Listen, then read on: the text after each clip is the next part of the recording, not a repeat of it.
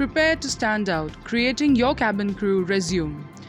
Your CV is the most important tool to market your skills in front of potential employers. It is the very first contact with your recruiters and it has to be impeccable. You probably wrote a CV before, or it might be the first time you are doing this. We have seen countless CVs and can easily recognize a good from a bad one and can tell in a split second the difference between one worth reading or one that will land into the trash bin fast.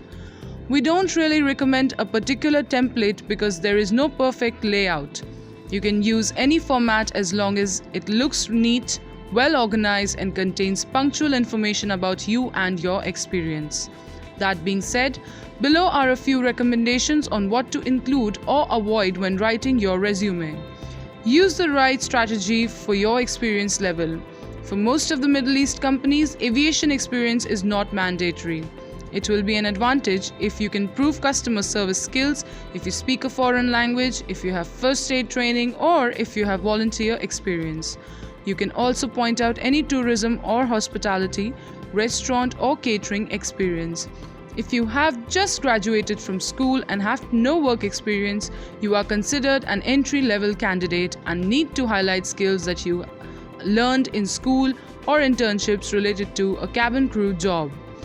These are good organizational and time management skills, able to adapt to flexible work timings, friendly, genuine and open attitude, attentive to details, customer focused, flexible, reliable, self-driven and with high empathy levels, dynamic, passionate and enthusiastic about the aviation field, the ability to interact with people calmly in a stressful environment, team-oriented, excellent communication and listening skills, patient and with good manners, respectful, fluent in English and any other additional foreign languages, basic knowledge of any additional language you might speak, and so on.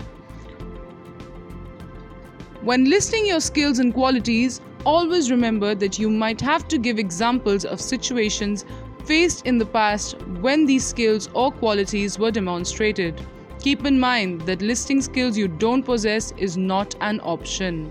Recruiters are generally very good at picking up enhanced resumes, and it would affect your credibility and minimize your chances drastically. Moving on, here are the relevant do's and don'ts when it comes to writing your CV.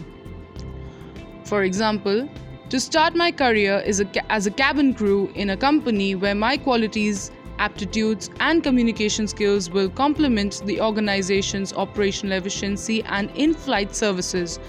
Include these sections: education, professional experience and skills relevant to cabin crew role, courses or certifications relevant to the role or foreign languages spoken. Also, do state the level of your foreign language knowledge. Give a brief description of each professional role undertaken before. If you don't have any experience in aviation, emphasize transferable skills and include any notable accomplishments. Be ready to provide examples of proven skills if the recruiters ask. Be honest and factual. Also, do highlight trainings that might be relevant to the role: first aid, firefighting, volunteer, customer service or care, foreign languages or hospitality. Check the spelling. A CV full of spelling or grammatical mistakes can diminish or completely cancel your chances. Use formatting such as bullet points, italics or bold fonts only if absolutely necessary, and use paper that is white, beige or neutral color. If it is your first CV writing, ask somebody else to read it before submitting it or presenting it to your recruiters. Your chosen someone should be able to critically view your CV and provide an objective opinion on its quality. We are happy to help you out and be the objective, constructive critics of your complete portfolio. Check out our portfolio evaluation services to find out more about this option. In short, some do's and don'ts I am going to tell you are here. First of all, the do's are: do make it visually appealing, keep it simple, logical, and easy to read. Tell the recruiters in maximum 2 pages what you've done and why they should hire you. Start your CV with general and contact informations like name, age, nationality, address, telephone, email, etc., along with a passport-size photo of you. Include your country code for the telephone number. Your email has to be your actual name or as close as possible to it. If you don't have one, create one. Include your age along with your date of birth. The recruiters will appreciate it as it simplifies their work. State an objective, compile a concise sentence of what are you looking for, what exactly do you want to achieve, what is your career aim. Now, coming to the don'ts. Don't use any artwork like flowers, butterflies, etc.